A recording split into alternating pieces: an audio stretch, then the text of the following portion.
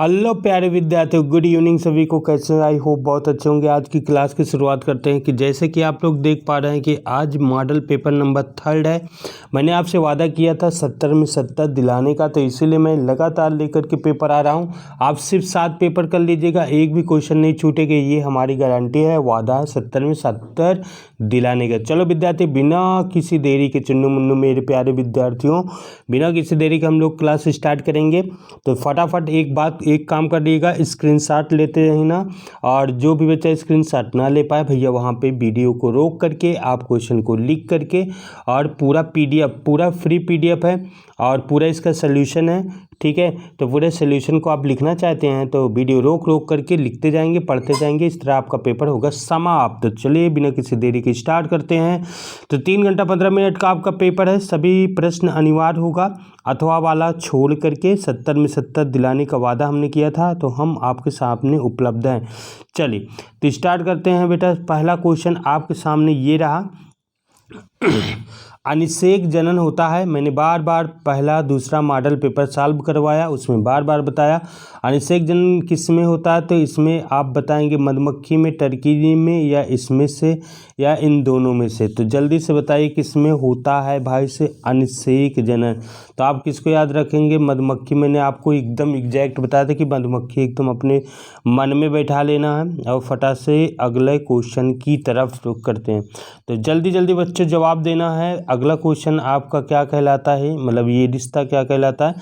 मानव में रुधिर वर्ग ABO के कितने जीनोटाइप संभव हैं? तो जीनोटाइप और फिनोटाइप आप लोग वंशागति में पढ़े थे। तो कितने जीनोटाइप संभव हैं? तो 6 है बेटा, और 4 जो है फिनोटाइप होता है, ठीक है। सारा डिटेल्स हम लोग पहले से ही पढ़ चुके हैं। तुम सिर्फ सभी लोग 7 मॉडल पेपर करो, 70 में गारंटी मैं दिलाता हूँ, ठीक है। चलिए आगे हम लोग पढ़ते हैं, अगले क्वेश्चन की तरफ चलते हैं। तो अगला क्वेश्चन क्या कहलाता है कि बीटी है ना, जीव विष किस जीवाणु द्वारा उत्पादित होता है? तो याद रखो कौन सा हो जाएगा इसमें, बैसिलस थेरेनाजेनेसिस, दूसरा ऑप्शन आपके पास हो जाएगा। चलिए अगले क्वेश्चन की तरफ चलते हैं, फटाफट हम लोग करते बिना किसी देरी के। अगला क्वेश्चन क्या कहलाता है, जल्दी से हमें बताना है कि एक ऐसी पारस्परिक क्रिया, ध्यान से पढ़ो क्वेश्चन को, ध्यान से समझो, और फिर इसका देखिए, इसमें बहुत सारे मैंने आपको क्रियाएं बताए थे कि कौन कौन सी क्रियाएं होती हैं और किसको लाभ होता है। और ये सारे क्वेश्चन मैं आपको बता दूं, ये सारा क्वेश्चन जो है ऐसे क्वेश्चन आप में आएगा, और इसकी परिभाषा या तो एग्जाम्पल जरूर पूछता, तो ये बात याद रखिएगा। कहता है ऐसी पारस्परिक क्रिया जिसमें एक जाति को लाभ होता है और दूसरे को न लाभ होता है, ठीक है, दूसरे को न लाभ होता है और ना ही हानि होती है। तो ऐसे हम लोग इस क्रिया को क्या कहलेंगे, क्या कहते हैं? बोलो जल्दी से बताओ। एक लाभ होता है, दूसरे को न लाभ होता है, ना हानि।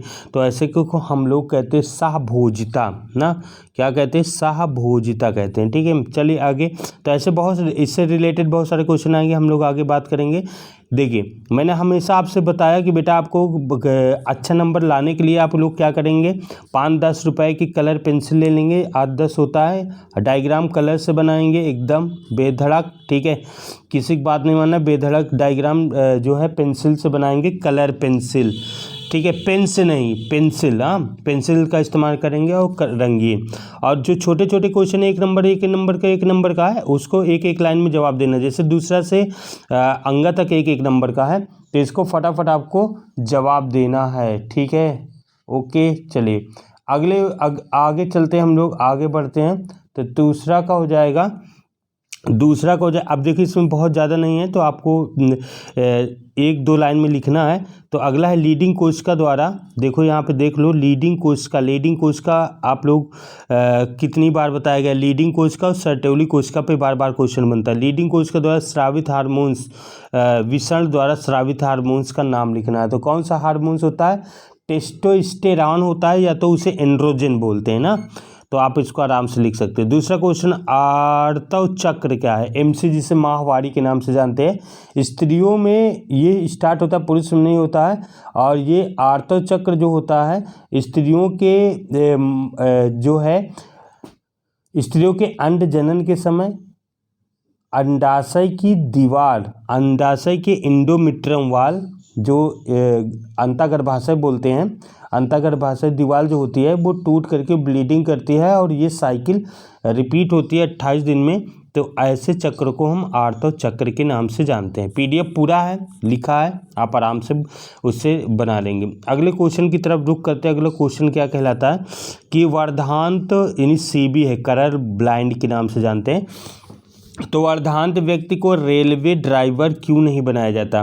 तो आप इसका सिंपल जानते हैं कि वो व्यक्ति हरा और लाल रंग का भेद नहीं कर पाता। हरा और लाल का मतलब ये है बच्चों, हरा और लाल का अभिप्राय मैं आपको बता दूं तो ये है, हरा और लाल का अभिप्राय ये है कि वो लाल और हरे रंग में वो समझ नहीं पाता कि कौन सा हरा है कौन सा लाल, उल्टा समझता है। इतना समझिए, लाल को हरा और हरा को लाल समझ लेता है। ठीक, चलो अगले क्वेश्चन, समजात और समरूप में अंतर बताना। समजात और समरूप, ये विकास चैप्टर का है क्वेश्चन। समजात और समरूप में अंतर बताना है। बता दोगे समजात और विषमजात में अंतर? भाई साहब जल्दी बताओ, समजात और विषम में अंतर बता सकते हो क्या तुम लोग? दूसरे का घ नंबर, ठीक है। समजात और समरूप अंग में, जिसे समजातता और समरूपता के नाम से जानते हैं। तो समजात किसे कहते हैं? ऐसा अंग जिसका भ्रूणी परिवर्धन सेम होता है, एकदम समान होता है, लेकिन उनका कार्य अलग अलग होता है, तो उसे हम समजात अंग बोलते हैं। समरूप मतलब जो दिखता है लेकिन होता नहीं है। ये सब कहानी आपको मिल जाएगी एकदम डिटेल से, ठीक है। तो समजात के एग्जाम्पल आपको देखिए, जैसे मनुष्य का हाथ हैंगिंग पकड़ने के लिए काम आता है, और पक्षियों का अगला पंख जो होता है वो पैर ही होता है, जैसे मनुष्य का अगला पैर जो है हाथ होता है। तो देखो दोनों का भ्रूणी परिवर्तन सेम होता है, परंतु उनका कार्य अलग अलग होता है।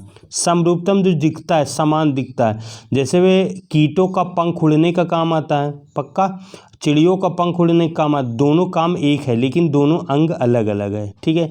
ऐसा क्यों? चिड़िया का अगला पैर होता है पंख के रूप में, और जो कीट का पंख होता है, कीट का जो पंख होता है ना बच्चों, वो उसके त्वचा से, उसके ऊपरी त्वचा का मॉडिफाइड होता है, ठीक है। चलो, भारत सरकार द्वारा पर्यावरण अधिनियम कब पारित किया गया? कितनी बार बताया हूँ? कमेंट बॉक्स में आप लोग कमेंट करके जल्दी से बताओ। सभी लोग कमेंट करके बताएंगे कब पारित किया गया। इसमें मैंने 2 क्वेश्चन कराया था। भारत सरकार द्वारा पर्यावरण संरक्षण अधिनियम कब पारित हुआ था? एक है वन संरक्षण अधिनियम कब लागू हुआ था? 2 क्वेश्चन आपको मैंने बताया था, कमेंट करके आप जल्दी से बताएंगे। अगला चलते हैं, अगला तीसरा का 2-2 नंबर का क्वेश्चन आपके सामने उपस्थित होगा। इसमें होगा सहप्रभाविता को उपयुक्त उदाहरण। ये सहप्रभाविता है भाई साहब, सहप्रभाविता, सहप्रभाविता का उपयुक्त उदाहरण दे करके समझाना है। सहप्रभाविता कितनी बार आ गया? कई बार आ चुका है, वैसे मुझे इसको हटा देना चाहिए। जो रिपीट क्वेश्चन होगा उसको आप लोग तो इस कर चुके सहप्रभाविता, ठीक है, सहप्रभाविता कर चुके हो, तो जो क्वेश्चन कर चुके हो उसमें टाइम नहीं वेस्ट करना है, जो नहीं किए उसको फटाफट करना है। अगला क्वेश्चन है, प्राथमिक और द्वितीयक वाहित मल उपचार में क्या अंतर है? देखो, वाहित मल उपचार सीवेज वाटर में हम लोग जो ट्रीटमेंट करते हैं, तो प्राथमिक में हम लोग क्या करते हैं? प्राथमिक में हम लोग जो कूड़ा करकट, पन्नी, पॉलीथीन होती है, उसका फिल्ट्रेशन करते हैं, निस्यंदन फिल्टर करते हैं। और द्वितीयक वाहित मल उपचार में हम लोग क्या करते हैं विद्यार्थियों? द्वितीयक उपचार में हम लोग जीव वैज्ञानिक उपचार करते हैं ना, एकदम सही। अगला क्वेश्चन देखो, क्वेश्चन आप फटाफट स्क्रीनशॉट लेते जाओ, या तो वीडियो को लिख लो, इसके आगे मैं कंटिन्यू करता हूँ, ठीक है। फटाफट क्वेश्चन लिखते जाओ भाई। और एक आर्किड पौधे के शाखा पे उगने वाले पारस्परिक क्रिया को क्या कहते हैं? ठीक है, क्वेश्चन लिख लो, फटाफट क्वेश्चन लिख लो, तो फिर हम लोग आगे बढ़ेंगे। क्वेश्चन लिख लो, हम सीधा सीधा पीडीएफ पे पहुंचते हैं और पीडीएफ को आपको दिखाते हैं। वाटसन और क्रिक का देखो डीएनए मॉडल है, क्वेश्चन लिख लो फटाफट। न्यूक्लियोसोम का चित्र है, ये भी रिपीट होगा।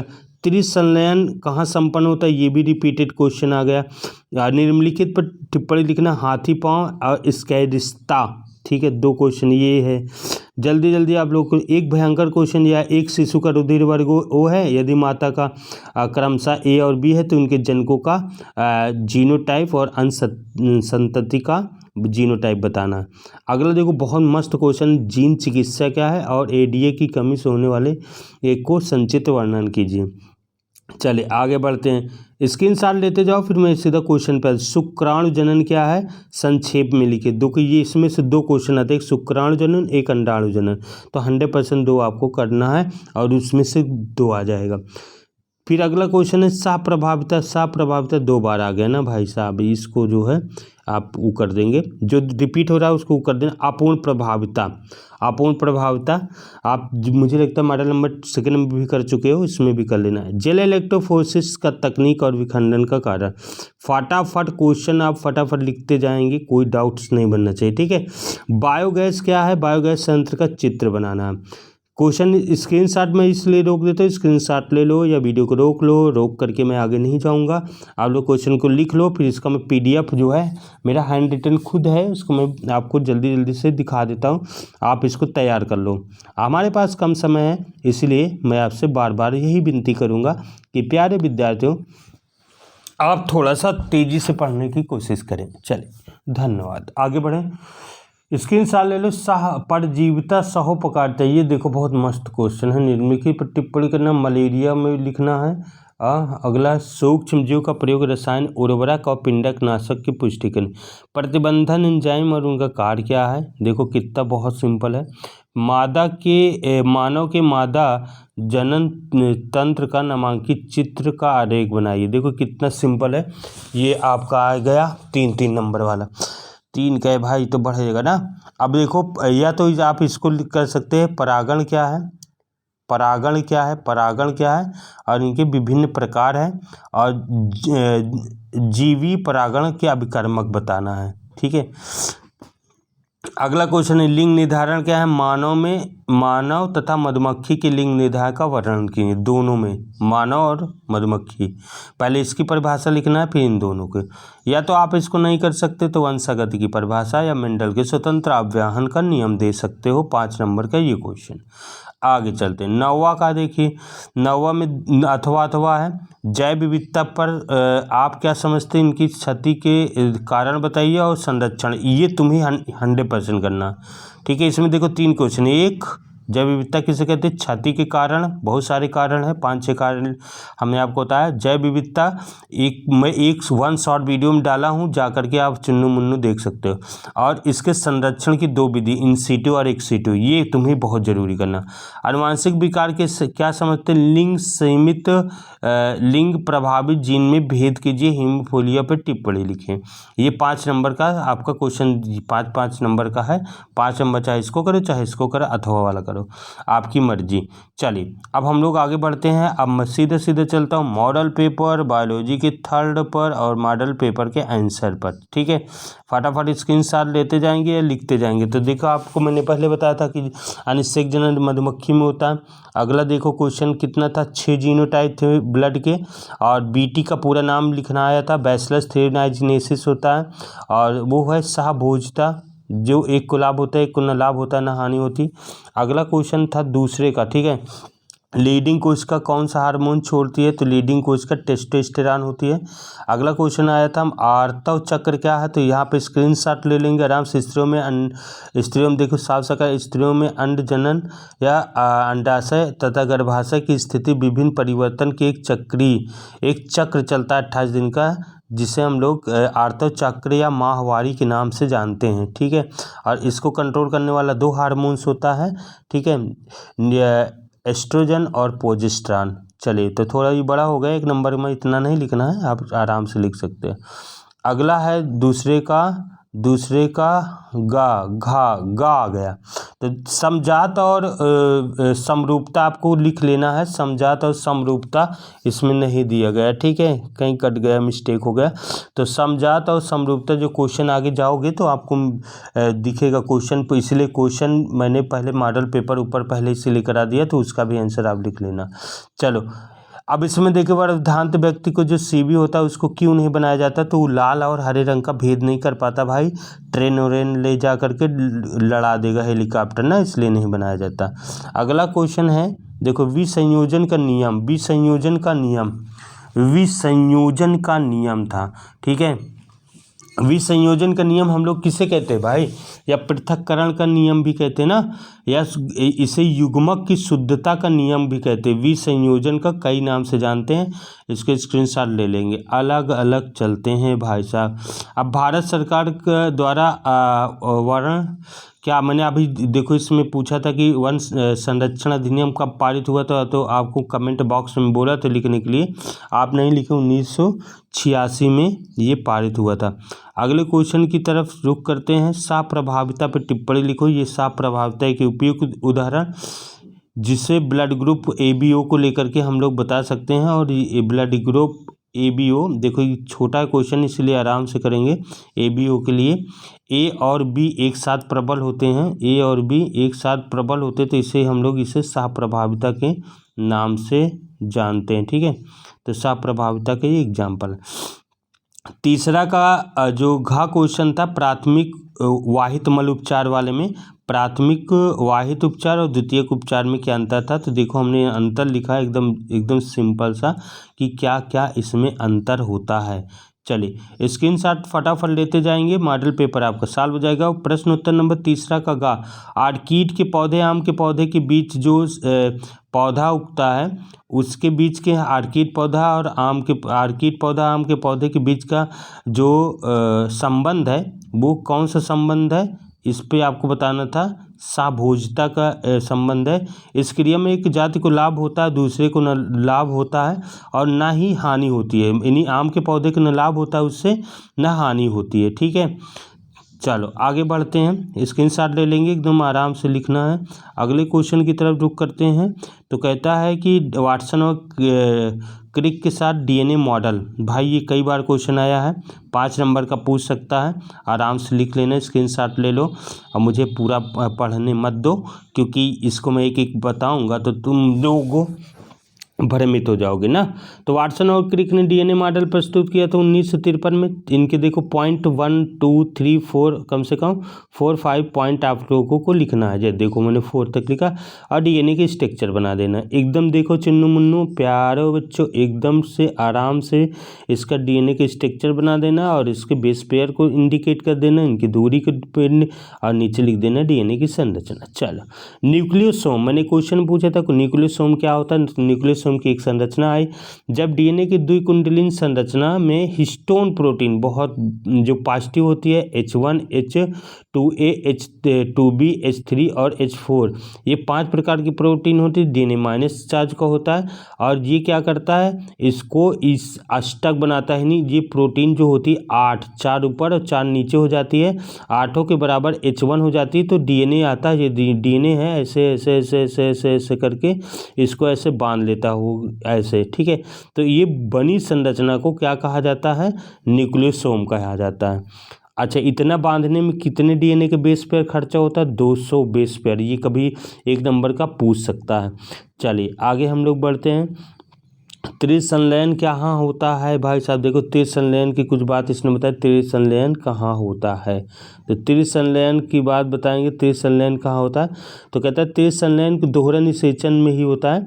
और दोहरा निषेचन में त्रिसंलयन कहाँ होता है, द्विध्रुवी कोशिका जो 2n नंबर होती है, जब नर युग्मक उसमें मिलता है तो उस क्रिया को त्रिसंलयन कहते हैं। तो देखिए स्क्रीनशॉट ले लेना, आराम से स्क्रीनशॉट लेना है। ठीक है, और फिर देखो यहाँ पे डायग्राम भी बनाया गया कि त्रिसंलयन के लिए ये डायग्राम है। ये द्विध्रुवी कोशिका है, ये बीच वाली, और यहीं पर होता है। देखो यहाँ पे मैंने 3 बोला और यहाँ पे त्रिसंलयन लिखा ताकि आप लोग आसानी से पढ़ सकें। चलो अगला क्वेश्चन चलते हैं। चौथे का हाथी पाँव पूछा था कि हाथी पाँव क्या होता है ना, हाथी पाँव क्या होता है, ये क्वेश्चन पूछा गया था। हाथी पाँव और इसके पर टिप्पणी लिखना। तो देखिए हाथी पाँव किससे होता है, उचेरिया वनक्राफ्टी नामक कृमि द्वारा होता है। यह त्वचा के लसिका ग्रंथियों पर संक्रमण करता है और लसिका वाहिनियों को नष्ट करता है। लसिका वाहिनियाँ नष्ट होती है तो वहाँ पे लसिका जम जाता है और शरीर का कोई भी अंग है उसमें विकृति हो जाती है, फूलने लगता है, तो इस कंडीशन को हम लोग हाथी पाँव कहते हैं। उचेरिया फैलाने वाले जो मच्छर होता है उसका नाम होता है क्यूलेक्स मच्छर, याद रखना। इसके काटने से भी फैलता है भाई, एक बात समझ लो। स्कैरिक्सता क्या होता है? स्कैरिक्स के द्वारा हमारे शरीर में ये भोजन गंदे जल के द्वारा ये पहुंच जाते हैं और हमारे शरीर में, हमारे आंतों में जा कर के ये इफ़ेक्ट मारते हैं, और जिससे हमको दस्त, निमोनिया, उदर सूलनी, पेट में दर्द, एनीमिया, बहुत सारे विकार हो जाते हैं। तो इसे हम लोग स्कैरिक्सता कहते हैं। चलो, चौथा का ग नंबर कौन था? क्वेश्चन देखे, एक शिशु का रुधिर वर्ग, इसमें क्वेश्चन दिया ही है, क्वेश्चन उसमें दिया था। एक शिशु का रुधिर वर्ग ओ है, उनके माता पिता का क्रमशः ए और माता का बी और पिता का ए है। तो ये कैसे फैलेगा? स्क्रीनशॉट ले लेना। इसको देखो, मैंने 1000 बार समझाया बच्चों। ये आपको डब्बा बनाना है, ये डब्बा पॉइंट के हिसाब से तो आपको कर देना। कैसे? तो जैसे माता है, माता का ए बी है, तो ये वाला दोनों जीन ले लेना है, पिता के ये वाला इसमें क्रॉस कर दोगे तो देखो ये बी ब्लड ग्रुप बन रहा है, ये ए बन रहा है, ये बी बन रहा है और ये ओ बन रहा है। तो मान लो एक बच्चा ओ वाला तो है ही था ना, तो अब माता पिता का जीनोटाइप ये दो हो गया, यानी ये पूछी था कि माता पिता का, और अन्य संतानों को पूछा था, अन्य संतानों को भी हमने लिखा। बता सकते हो कि अन्य संतान में कितना कितना % क्या क्या जीनोटाइप है। चलिए अगले क्वेश्चन की तरफ चलते हैं। जीन चिकित्सा क्या है? जीन चिकित्सा को हमने बताया था कि एक 4 साल की लड़की में कौन सा डिजीज हुआ था? SCID। यहाँ पे देखो लिखा है SCID रोग, इसका पूरा नाम भी लिखा है, सेवरल कंबाइंड इम्यूनो डिफिशियंसी। तो इसमें देखिए क्या होता था कि WBC T4 लिम्फोसाइट जो है, WBC सेल नहीं बन पा रही थी ना भाई साहब। चल, तो इसको बायोटेक्नोलॉजी द्वारा इसको सही किया गया है। स्क्रीनशॉट ले लेना, एकदम सिंपल भाषा में लिखा गया है। आगे चलते हैं। जेल इलेक्ट्रोफोरेसिस, कई बार क्वेश्चन आ चुका है। जेल इलेक्ट्रोफोरेसिस एक DNA की तकनीकी होती है, DNA के खंडों को अलग करने की एक तकनीकी है, जिसमें एगोरस जेल डालते हैं और फिर उसमें चार्ज डालते हैं, छोटे बड़े DNA एक दूसरे से अलग होकर के अलग हो जाते हैं। तो ये आपका डायग्राम होगा। चलो स्क्रीनशॉट लेते जाना सभी लोग। चलिए अगले क्वेश्चन की तरफ चलते हैं। हमने आपको कहा था, और वीडियो को लाइक करना आपका धर्म है, शेयर करना आपका धर्म है, तो वीडियो को लाइक भी करते जाएंगे। जो जो बच्चे आएंगे, एक बार जो लाइक कर चुके हैं दोबारा नहीं करेंगे, और जो बच्चे नए आए हैं वो लाइक कर देंगे, ठीक है। हमने आपसे वादा किया था 70 में 70 दिलाने का, इसलिए मैंने ये लगातार आप लोगों के साथ में जुटा होने का मतलब मैं तत्पर हूँ, ताकि आप 70 में 70 प्राप्त कर सकें और अपना और खुद का और परिवार का और मेरा भी नाम रोशन कर सके, माता पिता का नाम रोशन करें, अपने ज़िला डिस्ट्रिक्ट आप तो कम से कम आओ भाई, कम से कम डिस्ट्रिक्ट आप आओगे तो थोड़ा सा अच्छा लगेगा ना। तो ऐसे क्या तुम लोग नहीं सोचते हो कि हमारे घर मीडिया आए पूछे, हेलो बच्चों तुम कौन हो, कितना अच्छे से पढ़े, कितना अच्छे से आपने लिखा, ताकि इतना अच्छा नंबर आए ना। चलिए आगे चलते हैं। तो आप लोग लगातार 7 मॉडल पेपर पूरा आप कंप्लीट करो बेटा, 70 में 70 आएगा, गारंटी एक भी क्वेश्चन छूटने वाला नहीं है। चौथा जो मॉडल पेपर इसके बाद आएगा वो बहुत ही इम्पॉर्टेंट है, एकदम महत्वपूर्ण है, उसको ज़रूर करना, क्योंकि उसमें बहुत सारे नियम जो बहुत क्वेश्चन रेयर केस में पूछा जाता है, मतलब वो क्वेश्चन पूछा जाता है तो कोई बच्चा कर नहीं पाता है, तो उसको मैं चौथा मॉडल पेपर में रखा हूँ। बहुत ही महत्वपूर्ण मॉडल पेपर होगा, चौथा 5वां, और अब तो महत्वपूर्ण होगा। 7 मॉडल पेपर कराऊंगा, एक भी क्वेश्चन छूट नहीं सकता है, वादा है। अगर आराम से लिख लोगे, टाइम मैनेजमेंट कर लोगे, तो आपको 70 में 70 बायो में आ जाएगा। चलिए आगे हम लोग बढ़ते हैं, अगले क्वेश्चन पे चलते हैं। बायोगैस के बारे में बताया, बायोगैस को गोबर गैस भी कहते हैं। तो बायोगैस में क्या क्या है, और इसके उत्पादन के लिए मतलब क्या करना पड़ता है, इसमें हमने आपको बताया था पूरा A to Z। स्क्रीनशॉट ले लेंगे। इसमें जो गोबर होता है उसको पानी के साथ मिला करके एक बैक्टीरिया होता है जिसका नाम होता है मेथेनो बैक्टीरिया, जो सेलुलोज को पाचन करके मीथेन गैस छोड़ता है ना। तो इसका देखिए अगला हमारे पास ये चित्र है। जो उल्टा कैसे हो गया भाई साहब, ये उल्टा हो गया चित्र। तो आप लोग इस चित्र बना लेंगे, चलो ठीक है, गोबर गैस संयंत्र वाला।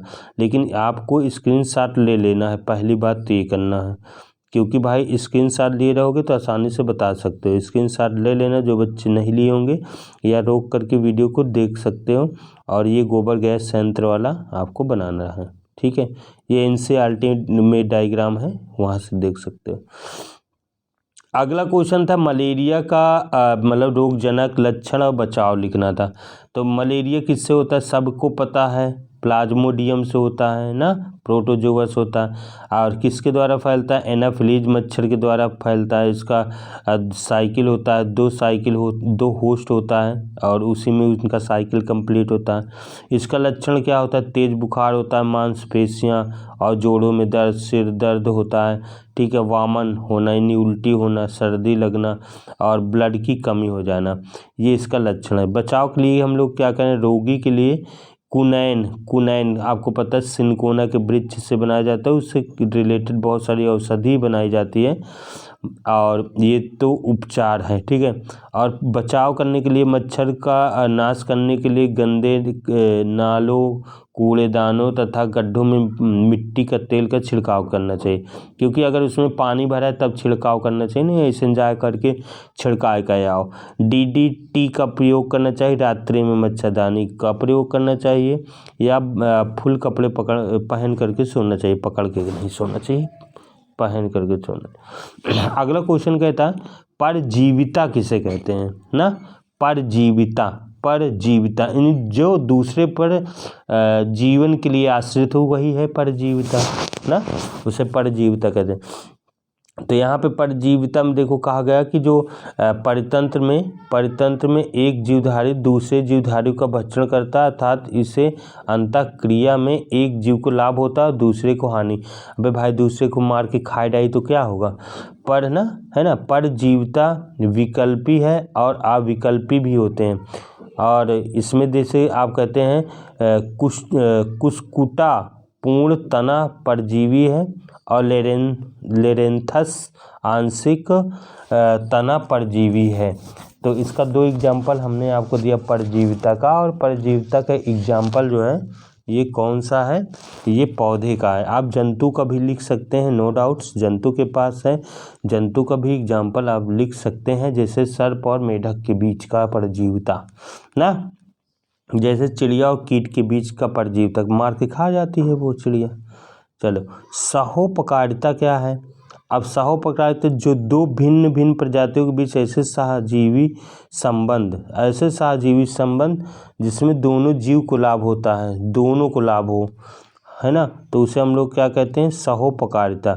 अब इसका एग्जाम्पल आप बता सकते हो कि सहोपकारिता का एग्जाम्पल क्या है, तो आप बता सकते पहला कवक और प्रकाश संश्लेषी शैवाल के बीच के संबंध, या राइजोबियम का संबंध पौधे की जड़ों से, यानी दाल वाले पौधों की जड़ों से, दोनों को फायदा होता है इसमें। चल अगला चलते हैं, या तीसरा इसमें कह सकते हैं परागकणी कीट और पुष्प के बीच का संबंध, अंजीर के पौधे और बर्राई के बीच का संबंध, इसी का है सहोपकारिता का। अगला क्वेश्चन है जैव उर्वरक के रूप में सूक्ष्म जीव का प्रयोग हम लोग जैव उर्वरक को फर्टिलाइजर्स बढ़ाने के लिए किसको लेते हैं। हमने आपको बहुत सारे एग्जांपल बताए, साइनोबैक्टीरिया, एनाविना, नास्टाक, राइजोबियम, बहुत सारे हैं जो नाइट्रोजन को वायुमंडल में जो होता है उसे नाइट्रेट और नाइट्राइड में चेंज करते, किसमें, नाइट्रेट और नाइट्राइड ये है, ठीक है, उसमें चेंज करते, जिससे मिट्टी की उर्वरा शक्ति बढ़ जाती है। तो आपके पास बहुत सारे एग्जाम्पल है जो ये ऐसा काम करते हैं। आप जैसे और माइकोराइजा ग्लोमस जीनस के होते हैं जो पोषक तत्व को बढ़ाने में भी मदद करते हैं। अगला चलते हैं, फटाफट देखते हैं, पिंडक नाशों में सूक्ष्म जीव का प्रयोग। अच्छा, जैव नियंत्रण की विषाक्तता ठीक है। रसायन यानी जैव नियंत्रण के लिए जो रसायन प्रयोग करते हैं वो विष के समान होता है, इसलिए हम लोग पिंडकनाशक पर इसका कम प्रयोग करके हम लोग छोटे जीवों को ले, जैसे बैसिलस थायरॉइडेस यानी बीटी वाला, और इससे हम लोग बहुत सारे कीटों को कंट्रोल में कर लेंगे। ट्राइकोडर्मा भी है, ठीक है, जो जिससे हम लोग कीटों को कंट्रोल कर सकते हैं और फसलों को अच्छा भी कर सकते हैं। अगला क्वेश्चन है छठा का घ नंबर, प्रतिबंधन एंजाइम को डीएनए के न्यूक्लियोटाइड अनुक्रम को काटता है, इसलिए इसे डीएनए का चाकू भी कहते हैं। इसे डिस्ट्रैक्शन इंडोन्यूक्लियेज एंजाइम की क्वेश्चन ये पूछा था, ठीक है। अब प्रतिबंधन एंजाइम की खोज कब हुई? अर्बन ने किया था 1960 में, फिर इसकी पूरी हिस्ट्री है।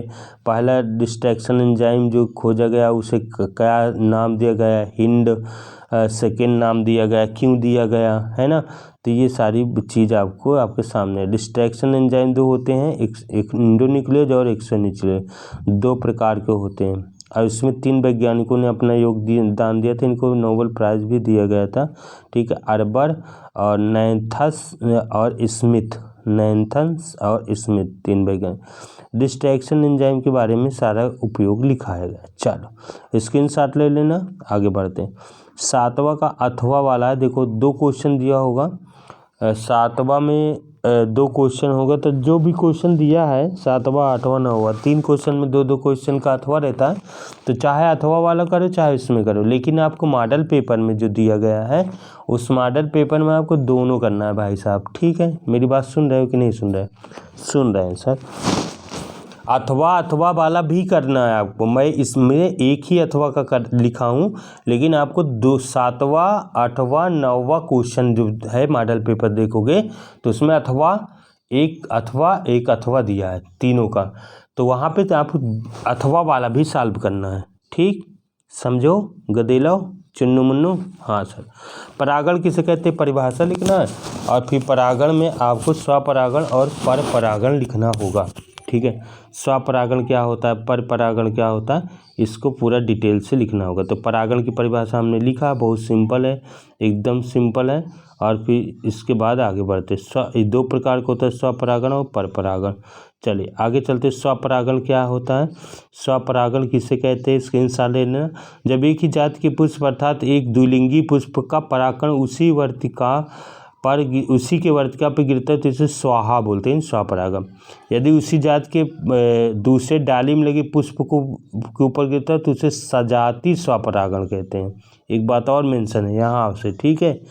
परपरागण क्या होता है? एक ही जाति के 2 अलग अलग पौधे हों, अगर उसका परागण ट्रांसफर होता है तो वो होता है परपरागण। परागण की युक्तियाँ हैं, कई प्रकार से हो सकता है परागण की युक्तियाँ। परागण की युक्तियाँ के लिए जो है 3 है, जिसे हम अभिकर्मक कहते हैं, वायु परागण, जल परागण और कीट परागण ना भैया। स्वपरागण वाले की कुछ पौधे की वो लिखा है।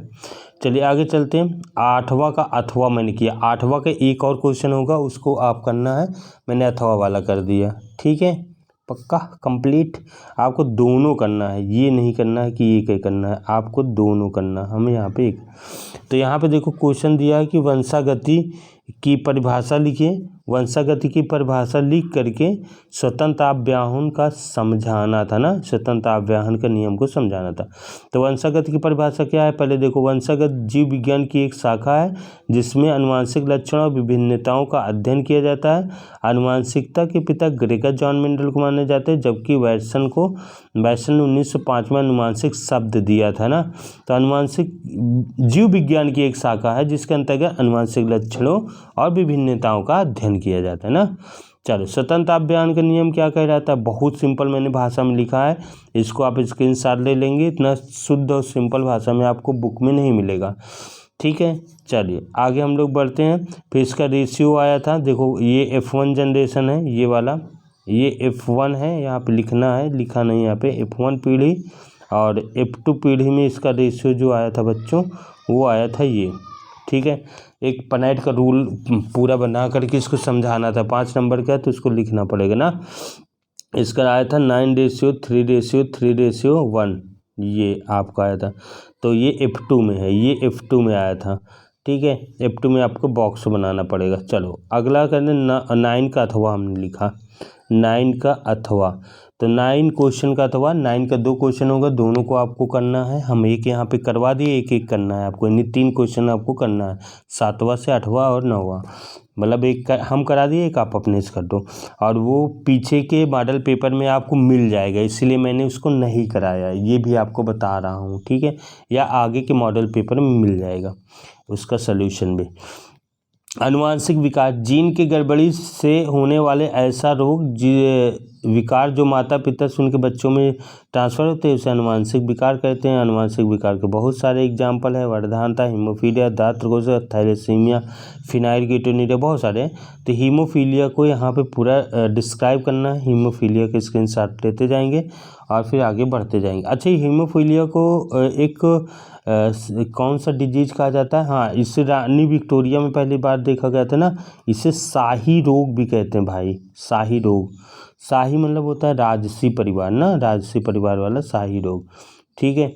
तो इस तरह आपको इसको बता देना है। चलिए अब हम लोग आगे बढ़ते हैं बेटा, फटाफट जल्दी से आप लोग स्क्रीनशॉट ले लेना और आराम से क्वेश्चन को पूरा कंप्लीट कर लेना है। जो भी क्वेश्चन छूटा एक बार फिर मैं चलता हूँ अपने सीधे वहीं पे नई ज़िंदगी पे, मतलब मॉडल पेपर पे, ताकि आपको फिर से मॉडल पेपर दिखा सकूँ। आप लोग जो बच्चे बाद में आए हैं सभी लोग देख लेना मॉडल पेपर, और पूरे मॉडल पेपर को सॉल्व करना है तो सॉल्व करना है, ये अपने मनवा में आप लोग बैठा लो। चलो देखो, पहला देखो यहाँ पे मॉडल पेपर आएगा आपका, प्यारे चुन्नू मुन्नू विद्यार्थियों, मॉडल पेपर जो आ गया ये देखो। शुरुआत से स्क्रीनशॉट लेते जाएंगे, पूरा मॉडल पेपर सॉल्व करेंगे, 70 में 70 की गारंटी है। और ये आपको मॉडल पेपर आया 3rd वाला, ठीक है। यहाँ देखो, तो पहला जो है अनिषेक जनन है, और स्क्रीनशॉट लेते जाएंगे, ब्लड ग्रुप और बीटी का पूरा नाम। ऐसे क्रिया जिसमें एक जाति को लाभ होता है दूसरे को न लाभ होता न हानि होता। फिर तीसरा क्वेश्चन है, लीडिंग को इसका द्वारा श्रावित आर्तव चक्र वर्धांत व्यक्ति को ट्रेन ड्राइवर क्यों नहीं बनाया जाता। समजात और समरूपता में अंतर। भारत सरकार द्वारा वन संरक्षण अधिनियम कब पारित किया गया, ठीक है। और उपयुक्त उदाहरण दीजिए।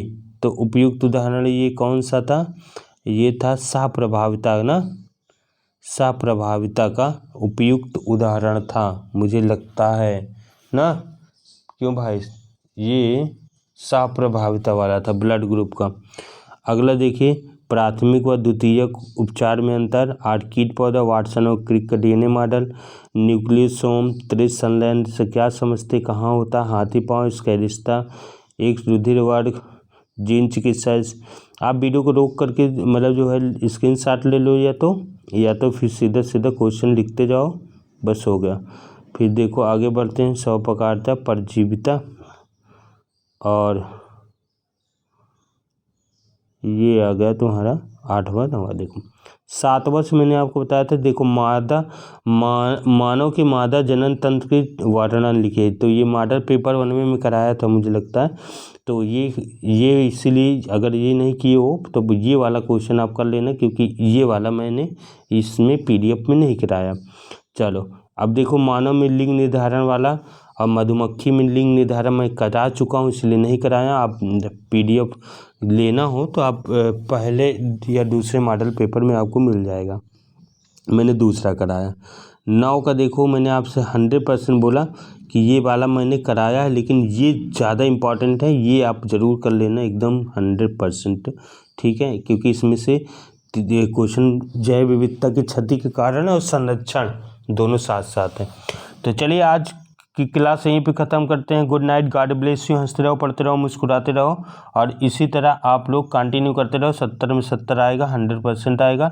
चलिए, love you, good night, God bless you सभी को।